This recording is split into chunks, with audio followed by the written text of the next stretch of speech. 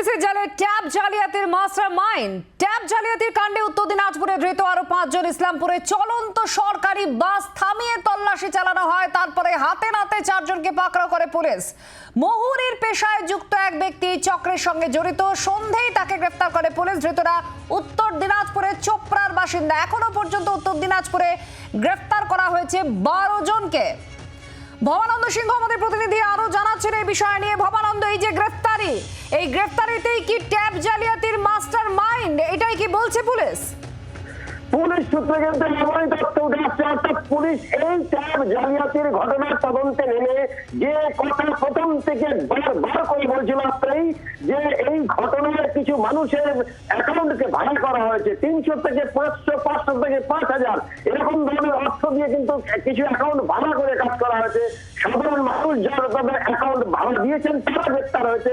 পুলিশের প্রথম থেকে লক্ষ্য ছিল কারা এই মাস্টার মাইন্ড, কারা এই পোর্টালের ভেতরে ঢোকে, কারা এই নামগুলো চেঞ্জ করেছে, অ্যাকাউন্ট কারা চেঞ্জ করেছে, সেই মাস্টার মাইন্ডরা কিন্তু অবশেষে পুলিশের হাতে ধরা পড়েছে বলে আমরা পুলিশ সূত্রে জানতে পারছি।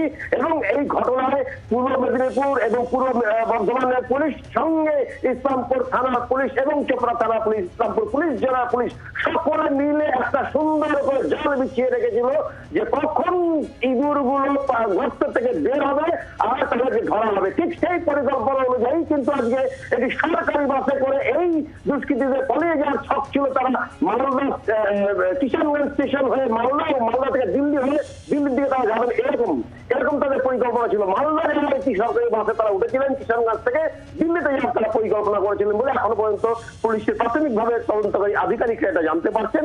তাদেরকে গ্রেফতার করা হয়, তাদের কাছে নথিপত্র উদ্ধার করা হয়েছে, তাদেরকে গ্রেফতার করার পর পুলিশ যেমনটা জানতে পারছি, পুলিশের তদন্তকারী আধিকারিকরা মনে করছেন এরা সেই মাস্টার মাইন্ডের একাংশ। আরো মাস্টার মাইন্ডরা কিন্তু চোপড়া এলাকাতেই গা ঢাকা দিয়ে আছে বলে পুলিশের তদন্তকারী আধিকারিকদের সূত্রে আমরা জানতে পারছি।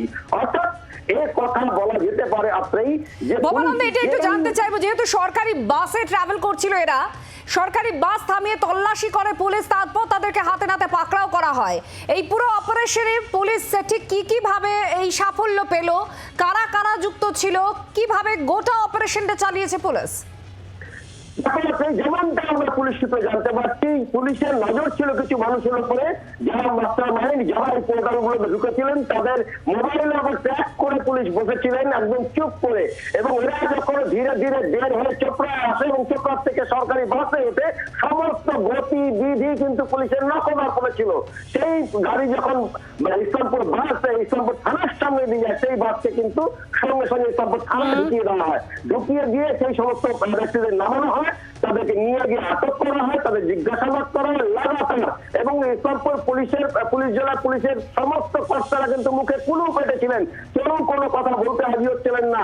সন্ধ্যা নাগাদ পুলিশ সূত্রে জানা যায় যে অনেক ধন্যবাদ। আমাদের প্রতিনিধি সরাসরি আমাদের সঙ্গে ছিলেন।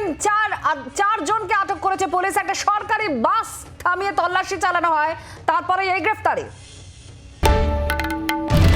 বাংলার আওয়াজ, বাঙালির আবেগ, জি 24 ঘন্টা।